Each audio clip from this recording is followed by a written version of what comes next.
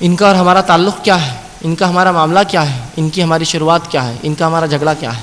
یہ بات بھی بڑی اہم ہے۔ شروعات ان کی یوں ہوئی، اللہ رب العزت قرآن میں فرماتا ہے، جیسا کہ ہم سب جانتے ہیں، رسول اللہ صلی اللہ علیہ وسلم حدیث میں بھی آتا ہے، اللہ نے ابلیس کو، شیطان کو آدم سے پہلے پیدا کیا۔ بخاری، مسلم اور ترمذی کی حدیث کا مجموعہ ہے۔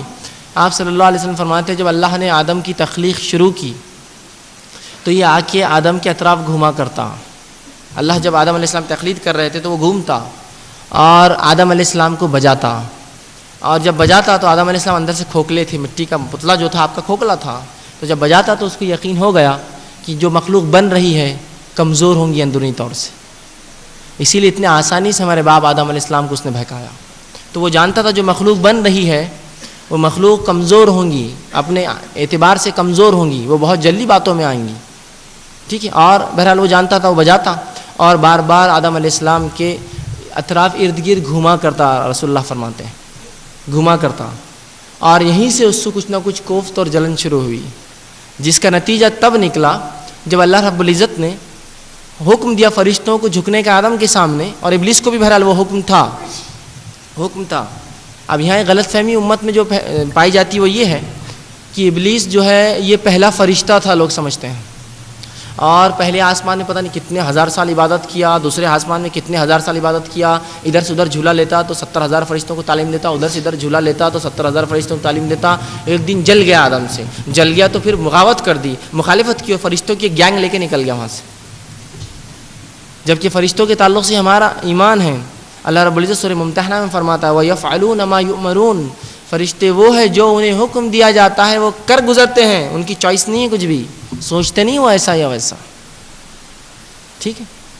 تو یہ بہت بڑی غلط فہمی ہے کہ ابلیس کو فرشتہ سمجھ، جبکہ اللہ رب العزت نے اعلان کر دیا سورہ کہف کی آیت نمبر 50 میں وَإِذْ قُلْنَا لِلْمَلَائِكَةِ اسْجُدُوا لِآدَمَ فَسَجَدُوا إِلَّا إِبْلِيسَ وَكَانَ مِنَ الْجِنِّ فَفَسَقَ عَنْ أَمْرِ رَبِّهِ، واضح آیت ہے۔ وَإِذْ قُلْنَا لِلْمَلَائِكَةِ اسْجُدُوا لِآدَمَ، جب ہم نے حکم دیا فرشتوں کو کہ جھکو آدم کے سامنے،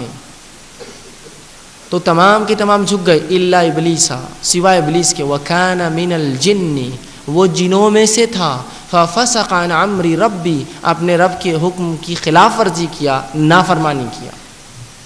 تو اس آیت نے وضاحت کر دی۔ یہ آیت آنے کے بعد بھی پھر کوئی اختلاف کرے کہ یہ فرشتہ تھا یا جن تھا، بہت بری بات ہے، کہ تو اللہ نے یہاں وضاحت کر دی وَكَانَ مِنَ الْجِنِّ، وہ جنوں میں سے تھا اور اپنے رب کے حکم کو ٹالا، انکار کیا، فاسق تھا۔ تو یہ غلط فہمی کا بہرحال ازالہ ہو گیا۔ تو ان کی دشمنی ہم سے جو ہے ابد سے ہے، شروع سے ہے،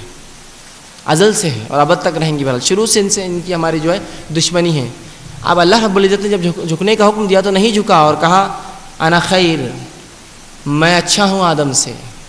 اس لیے میں اچھا ہوں آدم سے۔ کیوں کہا؟ مفسرین لکھتے ہیں وہ اس لیے کہا کہ آگ اوپر کی طرف اٹھتی ہے تو اس نے کہا میں خیر ہوں، جبکہ مٹی کہیں سے پھینکو نیچے کی طرف چلے جاتی ہے، جبکہ اس کا یہ بولنا میں خیر ہوں یہ بھی غلط تھا عقلی اعتبار سے بھی۔ آگ سے جب تک اس کو کنٹرول میں نہ رکھا جائے کوئی فائدہ نہیں ہے، آگ کو جب تک کنٹرول میں نہ رکھا جائے کوئی فائدہ نہیں، نقصان ہی دیتی ہے صرف، جبکہ مٹی کہیں بھی وہ فائدہ مند ہی ہے، کچھ دانہ گرا تو اگ جاتا ہے، کوئی بیج گرا تو جھاڑ لگ جاتا ہے، فائدہ مند ہی ہے، پانی رہا تو تھم جاتا ہے، فائدہ ہی ہے۔ تو اس کا یہ دلیل بھی عقلی بیکار تھی، تو کہا میں خیر ہوں اس سے، آدم سے جو تو نے پیدا کیا۔ بہرحال اب یہ دشمنی ان کی ہماری شروع سے ہے، اور یہ چاہتا ہے کہ جہاں یہ جائیں گا ابلیس، یہ ہم تمام کو لے جائیں۔ تو ابلیس یہ بابائے جن ہے، جنوں کا باپ ہے، جس طرح سے آدم بابائے انسانیت ہے، ہم سب کے باپ ہے، اسی طرح ابلیس یہ جنوں کا باپ ہے۔ اور جس طرح آدم کی نسل میں مومن اور کافر دونوں ہوتے ہیں، ابلیس کی نسل میں بھی مومن اور کافر دونوں ہوتے ہیں، یاد رکھیے۔ فرق اتنا ہے کہ ہمارے باپ ایمان والے تھے جس سے ہماری نسل چلی، اور جنوں کی نسل چلی ان کا باپ کافر تھا پہلا، بعد والوں نے بہرحال ایمان لایا، خود رسول اللہ پر کہیں جنہوں نے ایمان لایا، اس کا تذکرہ سورہ جن میں گزرا ہے۔ بہرحال اب ان کے غذائیات کے تعلق سے تو یوں تو یہ کافی